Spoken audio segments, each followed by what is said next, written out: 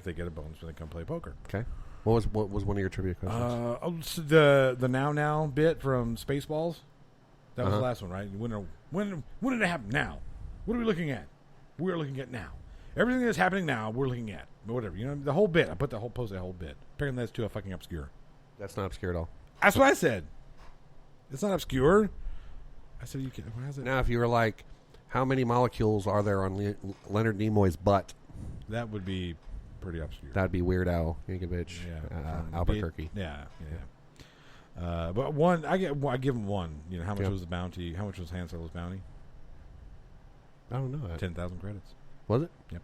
Oh, I didn't know that. Yep. See, that I get. Granted, that one was obscure. Yeah, it's pretty obscure. But I was offering a giant bonus for knowing that one. Yeah. And they did it on Star Wars Week.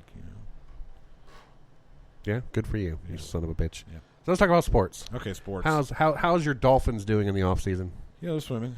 God damn you! Still swimming. Don't do this. Still dodging shit. Oh, them Dodgers still dodging.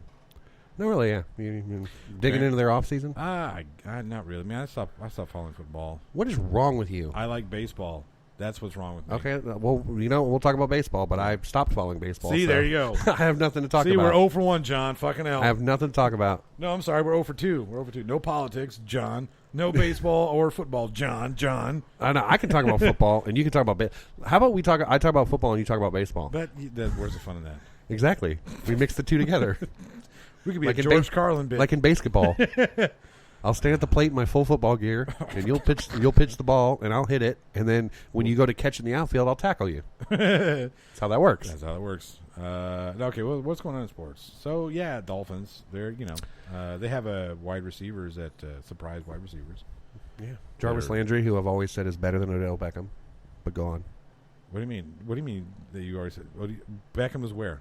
Beckham is not a Dolphin anymore. No, I said Jarvis Landry's a better receiver than Odell Beckham. Well, yeah. Okay, I've always known that. All right. Yeah. Good. Yeah. I always thought Jarvis Landry. I was very upset that the New Orleans Saints overlooked and did not take Jarvis Landry and instead took Garrett Grayson. Yeah. What is he doing now? Probably washing dishes somewhere. Parking cars. next to Jamarcus Russell. Yeah. Yeah. See, I can't get down with Dolphins fans, man, because they're fucking spoiled brats, just like Cowboy fans. Oh, here you go. Fucking hell, man. You Cowboy fans, not you, Jeremy, because you're not a Cowboys fan. That's obviously. correct. And you're fucking Super Bowl forever ago champions. Saints. We want to see. I did you know what I'm saying? Yep. We're gonna talk shit about winning the Super Bowl. Yep. Yeah, like Cowboys, you might have won more, but you haven't won one since we did. So fuck off. No, but that's part of the problem. Because I've always talked about how you have the most obnoxious sports fans of all time. Mm-hmm. Who are they? You've already talked about the Cowboys fans. Well, the Yankees fans are number one. Well, I thought you meant football. And then, number two, which is the fucking Cowboys fans. These motherfuckers have one of the best quarterbacks in the NFL, and they're fucking bitching about it. What are you talking about? Oh, Tony Romo. Okay, good. Yeah. You just made instant friends with John. Oh, well, Tony Romo sucks. I can't. No, stop it. No, friends. No. I can't be friends. No, but seriously, Tony Romo, man, that guy fucking laid everything out there. He was such a fucking homer. Not homer. To all you idiots out there, John. I'm just kidding. I'm kidding you, John. Don't be mad. Don't be mad at me. Don't be mad. No, yeah, Tony, all these fucking assholes out there are fucking beating Romo up because, oh, man, look at kind of quarterback he is. He was a Brett Favre style quarterback. Mm-hmm. Gunslinger. Yeah, he was a gunslinger. Yep. And you were going to lose a lot of games. But you're going to win a lot, too. But, yeah, you're also going to win a lot of games. Yep. And it's not Tony Romo's fault they never won a Super Bowl with Tony Romo being the quarterback. He put him in many, many positions to win Super Bowls. I think part of it was while they were sitting there putting the pieces together to build one of the greatest offensive lines ever, they kind of forgot about other things like the defense. And, that hurts. Yeah. When you score 36 points in a game, or you score 30 points in a game, you lose by 6, something's wrong. Yeah. And it's not the fucking offense. You remember that shootout between Romo and Manning? Yes. When it was the Broncos versus the Cowboys? Yes. And the game was 54-45 or something ridiculous? Yeah. I'm like, wow. Yeah. Yeah, the problem is the offense. And Denver had a really good defense at that time. Tony Romo still scored 45 points on them. Yes. They should have won that game. Absolutely. But and this is coming from a non-Cowboys fan. Yeah, right. I mean, I'm not a Cowboys fan either. But no, I think and there's some that John talked about that I actually agree with. That as soon as Romo was healthy, they should have put him. They should have put him in. Last year? Yeah. No way. No, you don't do that. All right. Because you've got Dak Prescott, who is riding the. I mean, okay. Tyrel Choat, who's coming up. Tyrell's coming up here. He when fucking in the preseason when Romo went down and got hurt. Yep. He was at the Moon Tower, and he took a bar stool and threw it across the bar because he was pissed off and walked out. He called me out. Well, I talked to him a couple days later. I said, "Man, you guys have nothing to worry about. That rookie quarterback you have, Dak Prescott, he's a real deal. He's going to step in and he's going to fucking do. He's going to do fine because he's got no pressure. There was no pressure on Dak Prescott, none whatsoever. All he had to do was keep it close.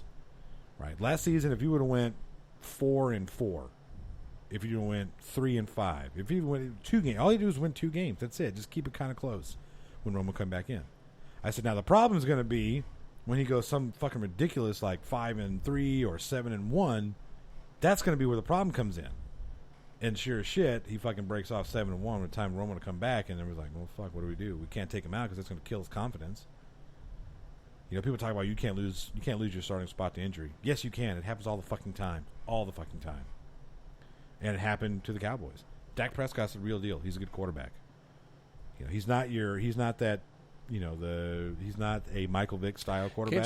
Can't you say though that you don't fully know yet? You got to give him another season before you can say that. You have to give him another season before we can say that. But what makes his situation unique is that he's got what's the running back? Elliott. He's got Ezekiel Elliott.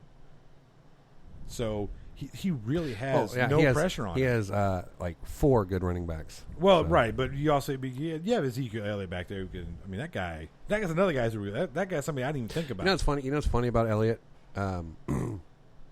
First game that I watched him play, I was like, and I wanted him to do good, and I wanted the Cowboys to pick him. I thought that was a good pick. But then I watched the first game, and I was like, oh shit, because he was getting stopped on every play. I'm like, oh my god. And then John actually told me one day, he's like, he just needs to figure his patience out. Sure, just get his patience down. Well, he had that rookie. As soon as he did, boom. Yeah, that's the thing. You know, he had the rookie eyes, right? Yeah. The big eyeballs, like, oh shit. Look at all these fast people. The game is 10 times faster than it was in college.